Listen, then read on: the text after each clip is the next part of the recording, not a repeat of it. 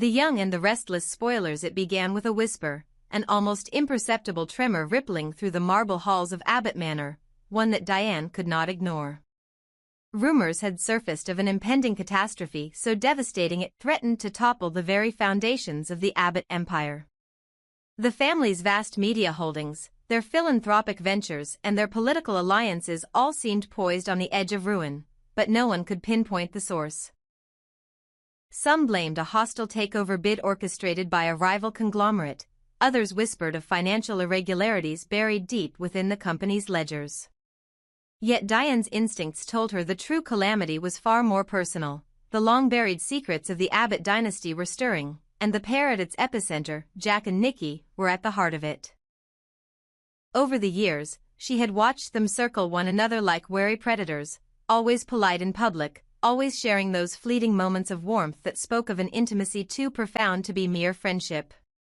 If their relationship was indeed toxic, it was a sweet poison that Diane had never been able to taste, but she was determined to uncover every bitter note of its composition, starting with the questions no one dared to ask. Diane's suspicions centered on the history between Jack Abbott and Nikki Newman. They had been intertwined since adolescence, two survivors of broken homes who found solace in each other's company long before their families had collided over business rivalries and backroom power plays. Rumor had it they shared secrets in their youth, confessions of heartbreak, threats made in anger, promises whispered beneath dim streetlights, but Diane suspected there was more. A pact forged in desperation, a betrayal so profound it had the power to fracture the Abbotts from within. Why, she wondered, had Jack never turned on Victoria with the same ruthless conviction he displayed toward his other adversaries? Victoria Chancellor, daughter of Catherine and Philip, had repeatedly crossed the Abbott threshold demanding justice, yet Jack had never met her with the cold, calculated savagery he reserved for foes of equal standing.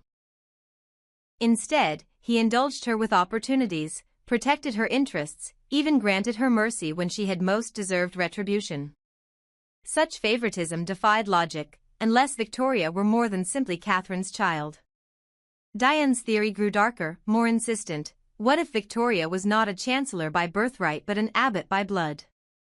What sins, Diane asked herself in the stillness of the night, did Jack and Nikki conceal behind their genteel facades? Driven by these questions, Diane resolved to prove the unthinkable. She arranged for blood samples to be drawn from Jack and Victoria under the guise of routine medical exams, setting in motion a clandestine DNA test that would lay bare the family's deepest secret. Elena, the discreet geneticist stationed at Genoa City Medical Center, had been entrusted with the task. Elena's calendar had emptied of other commitments as she immersed herself in Diane's request, working late into the night to process and analyze the samples according to the strictest protocols. Elena's own past was shrouded in mystery. Rumors abounded that she had vanished from another city under enigmatic circumstances, resurfacing in Genoa as a shadow of her former self. Now, her lab became the crucible where Diane's suspicions would be either vindicated or shattered. Each centrifuge spin, each pipette measurement, brought them one step closer to the truth. When the results finally arrived, Diane was waiting in the antiseptic glow of Elena's office, her pulse pounding so fiercely she feared it would betray her calm exterior. Elena slid a sealed envelope across the counter without a word. Diane tore it open, her eyes darting over the familiar scientific language and the stark percentages that leapt out at her, a match probability of over 99.9%. Victoria was indeed Jack's daughter. The revelation hit her like a physical blow, unraveling every assumption she had made about loyalty and enmity within the Abbott family. Jack's reluctant tenderness toward Victoria was no act of corporate strategy but the natural affection of a father toward his child. Nikki's unwavering support of Jack, her gentle chiding when his impulses veered too far, no longer seemed inexplicable. It was the shared burden of lovers who had once made a choice so binding it transcended conflict and betrayal. In that moment Diane understood the real disaster awaiting the Abbotts was not financial ruin or corporate sabotage, but the fragile truth of their own bloodlines laid bare for all to see, and the reckoning that would follow when long-buried loyalties were forced into the unforgiving light of day. Diane's heart thundered in her chest as she stood outside the pale green door of Elena's small laboratory at Genoa City Medical Center. The sterile scent of antiseptic hung in the hallway, mingling with the faint hum of fluorescent lights. Elena had summoned her in person, no phone call, Elena had insisted, her voice low and urgent. Diane knew this meant the truth was too heavy to entrust to voicemail. She clutched the envelope in one trembling hand, the crisp white of the paper feeling impossibly cold against her skin. With a deep, shaky breath, Diane pushed open the door and crossed the threshold. Inside, Elena sat behind a narrow desk cluttered with sample vials, lab reports, and the muted glow of a computer screen. Her eyes were grave as she slid the envelope across to Diane without a word. Diane's fingers fumbled with the seal for a moment before ripping it open, her pulse quickening as she drew out the single sheet of paper bearing the results. The clinical language blurred before her eyes, parentage probability and allele comparison, and then, stark as lightning on the page, the figure she both dreaded and longed for. 99.98% probability that Jack Abbott is the biological father of Victoria Chancellor. For a heartbeat, time froze. Then every rational thought unraveled, and tears welled in Diane's eyes and spilled over in a torrential flood. She pressed a shaking hand to her mouth, her vision swimming as sobs tore from her throat before she could stop them. Elena rose and placed a gentle hand on her shoulder, but Diane barely registered the comfort. She was lost in the earthquake of revelation that had shattered her world. When her tears had subsided into muffled gasps, Diane rose as if propelled by fury rather than fear. Without a backward glance, she swept out of Elena's office, cradling the damning document against her chest like a weapon.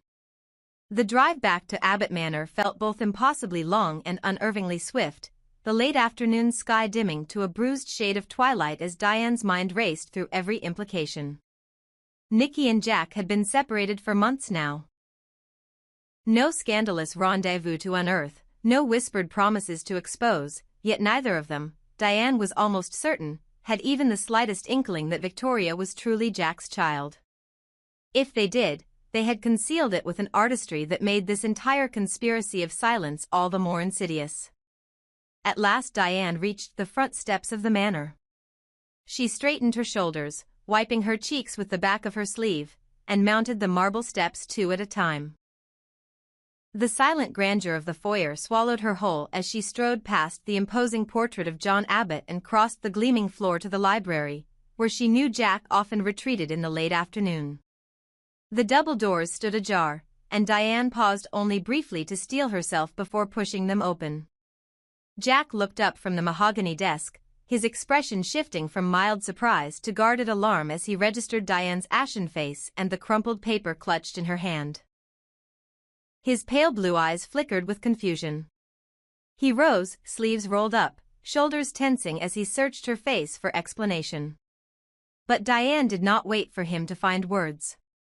She stepped forward, thrusting the results toward him, the paper flapping in the sudden gust of air between them. "Explain this," she demanded, her voice raw, echoing off the high ceiling. "Tell me I'm reading it wrong." Jack's brows drew together as he took the envelope and unfolded the sheet with a gentle reverence as if handling a fragile secret. Diane watched the color drain from his cheeks as he scanned the lines, his jaw tightening. "Diane," he began, his voice low but unsteady, I don't know what to say." His eyes met hers, brimming with shock and something Diane could only interpret as dawning horror. "This can't be right." "I can't be right?" Diane cut in, her voice rising, reverberating through the hushed room. "You mean that a test, one of the most reliable tests in the world, can just be wrong? Or do you mean that you never bothered to wonder whether Victoria was your daughter all along?" Her words struck him like blows. Jack's hands tightened around the edges of the paper, knuckles whitening. "I loved her as if she were," he stammered, voice cracking. "But that was because I thought she needed me." Diane's eyes flashed with bitter anger. She took a step closer, her posture fierce, unwavering. "She is your daughter, Jack. And you kept her, kept all of us, in the dark. You and Nikki, both of you, as if you were protecting some grand romantic illusion. How long have you known? Each word was a weapon, slicing through Jack's defenses. He swallowed, lips pressed into a thin line, guilt and regret flickering in his gaze. Diane lifted her voice to a roar, the sound echoing off the book-lined walls. I want to know why, she demanded. Why you let Victoria suffer at the hands of the chancellors, why you let her fight for acceptance in your own family name when you could have whispered the truth in her ear. Jack closed his eyes and exhaled, a shuddering breath that seemed to carry the weight of decades. The room fell into a hollow silence as he opened his mouth to speak, knowing that whatever explanation he offered now would never erase the heartbreak he had caused. Diane stood before him, waiting not just for an answer, but for the fragment of humanity that might still bind them together, father and daughter, husband and wife, past and present. And in that charged moment, Jack realized that the catastrophe Diane had sensed was not the ruin of the Abbott fortune, but the unraveling of every promise they had ever made, every secret they had sworn to keep, now laid bare in the relentless light of truth. It was a week that left even the most stalwart members of the Abbott clan gasping for breath. In a display of iron-fisted authority more befitting a corporate autocrat than a grandfather who once prided himself on family unity, Victor had issued edicts that defied logic and fractured alliances. First, he decreed that Claire was to pack her belongings and take up residence under Kyle's roof, her every move now subject to the whims of her supposed protector. Then, without so much as a fond farewell, he forbade Adam from entertaining any notion of selling his cherished loft to Claire or Kyle. His ultimatums rang out like thunderclaps: comply with my will, or face consequences that none dared to imagine. In the hallowed halls of Abbott Manor, where strategy sessions and boardroom battles were second nature, this was something new, an emotional siege laid upon his own kin. As whispers of Victor's uncompromising demands reached every corner of the family's sprawling empire, members found themselves caught between defiance and duty. Claire, torn between her longing for independence and her loyalty to the Abbotts, felt the weight of her grandfather's expectations bearing down on her slender shoulders. Yet, somewhere in the quiet corners of her heart, an ember of resolve flickered. She refused to be a pawn in Victor's power play. At the same time, Kyle, ever protective and quietly headstrong, began to map out a plan that would render Victor's restrictions moot, if not with his blessing, then by circumventing them altogether. Late-night phone calls and hushed meetings in empty offices set the stage for a rebellion that thrummed with both hope and danger. Adam, caught in the crossfire of generational conflict, stared down the forbidding clause that barred him from selling his own property. It was his sanctuary, the place where he had rebuilt his life after every setback, and now it was held hostage by Victor's whims. But Adam, ever resilient, refused to be cowed. He convened with Oliver and Chance in secret, exploring every legal loophole and strategic partnership that might allow him to liquidate or leverage his assets regardless of Victor's decree. The undercurrent of defiance grew stronger with each passing hour, knitting together allies who recognized that Victor's rule, once the bedrock of their family's ascendancy, had curdled into tyranny. Amid this rising tide of familial insurgency, an even darker drama was unfolding behind closed doors. Mariah, radiant and confident in public, was racked by a secret that threatened to undo her from within. Though the loyal viewer saw only the poised businesswoman and doting mother, she had made a grave error, one that had eluded scrutiny but left her suffocating under its weight. Rumors swirled like a venomous mist that she had betrayed Aristotle Dumas, weaving herself into an affair of passion and risk. Even more scandalous whispers hinted that she was carrying Dumas's child, a consequence that would shatter both family alliances and business partnerships if it proved true. No one knew the full extent of Mariah's transgression, but her guilt was no secret. She paced the marble floors of her penthouse at all hours, restless and haunted by what she had done. Every text message left her heart pounding, every knock at the door made her pulse race. In her mind, she saw the disappointed eyes of those she loved, of Tessa, of Devon, of the Abbotts who had welcomed her into their fold. And above all, she feared the wrath of Victor, whose judgment was more feared than any court's. As the Abbott family converged for what was supposed to be a routine board meeting, the air crackled with tension. Victor arrived in full regalia, the lines on his face etched deeper by weeks of unyielding resolve.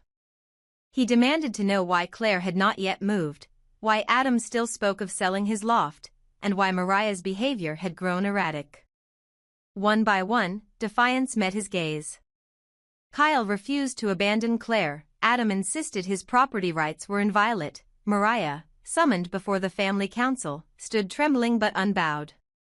The carefully calibrated balance of power, once so firmly in Victor's favor, shifted under the weight of collective will. No resolution came that day. Instead, the family spilled into the corridors of Abbott Communications, each member nursing wounds of pride and betrayal. Victor, for the first time in decades, found his edicts openly challenged. Claire discovered reservoirs of courage she never knew she possessed. Adam realized that freedom sometimes demanded a fight. And Mariah, faced with the threat of exposure, resolved to confront her secret head-on, whatever its consequences might be. In the weeks to come, alliances would shatter and reform, loyalties would be tested, and the Abbotts would learn that even the most ironclad patriarch could be undone by the very family he sought to control. The catastrophe Diane had once feared, a collapse of trust and unity, was now unfolding in real time, and the Abbott name would never be the same again. It was a week that would be remembered in every whispered conversation and furtive glance among the Abbott clan as the moment when the carefully calibrated world of privilege and power tilted on its axis. Victor Abbott, long revered as the unassailable patriarch whose very presence seemed to command compliance, had spent the last several days ordering edicts that defied both reason and affection. He had summoned Claire to the grand foyer of Abbott Manor at dawn, the light still pale and the servants scurrying like clockwork automatons, and decreed that she must immediately uproot her life and take residence under the same roof as Kyle. No explanation was offered beyond his clipped insistence that this arrangement was in everyone's best interest, and that of the family's reputation. Later that afternoon, in a separate but equally chilling proclamation, he informed Adam that under no circumstances would he be allowed to sell his beloved loft in the city. Adam's eyes, once sparkling with youthful defiance, clouded over as Victor's cold stare pinned him. The loft was Adam's solitary haven, the place where he had rebuilt himself after betrayals and losses, and now it lay hostage to the whims of his grandfather. The word if not had hung in the air like a guillotine blade. Comply, or face consequences so vaguely menacing that none could predict their form. The hallways of Abbott Communications buzzed with stunned speculation. How could Victor dare to override the adult choices of his grandchildren? How did he justify such sweeping authority when his children and their offspring were, by all rights, autonomous adults? Yet none found the courage to speak this aloud in his presence. As the Abbott family reeled from Victor's imperious demands, something remarkable began to happen. Claire, whose usual composure masked a fierce streak of independence, felt the sparks of rebellion ignite within her. Leaving her bedroom of pale linens and framed childhood photographs, she packed only the essentials, her favorite dresses, a handful of treasured books, and the sketchpad in which she habitually poured out her thoughts when words failed her. Rather than present herself meekly at Kyle's doorstep as Victor had ordered, Claire sent her grandfather a brief note. She would not be coerced. She would honor the spirit of family solidarity in her own way. Then she slipped out under the cover of twilight, making her way to a quiet cafe where Kyle awaited. He greeted her with a nervous smile and an embrace that carried the weight of unspoken support. Together, they sat in a corner booth, mapping out a plan to secure her apartment independently of Victor's interdiction, through a lease extension negotiated with her landlord, or by jointly purchasing the property under Kyle's name, thereby sidestepping the prohibition on Adam selling to her.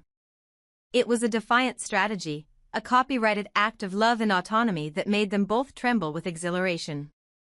Meanwhile, Adam, still smarting from Victor's affront, retreated to his loft, brooding atop the gleaming countertops and wide windows that looked out over the city skyline. He placed calls in the dead of night to legal advisors, to old friends who retained contacts in finance, to any source that might illuminate a loophole, perhaps a power of attorney clause Victor had overlooked, or a corporate shell arrangement that allowed Adam to transfer the title in spite of his grandfather's veto. Oliver, who had endured his own share of familial strife within the Chancellor clan, answered Adam's summons at 2 a.m., slung in a leather jacket and bearing coffee. "We'll figure this out," Oliver whispered, flashing the stubborn determination that first endeared him to Adam in college. Together with Chance, they pored over family trusts, scanned online records, and drafted contingency agreements, each iteration more audacious than the last. When the sun peeked over the horizon, they emerged bleary-eyed but triumphant. A provisional partnership with a third-party investor would allow Adam to monetize his asset, and then transfer proceeds to Claire under a forgivable loan agreement.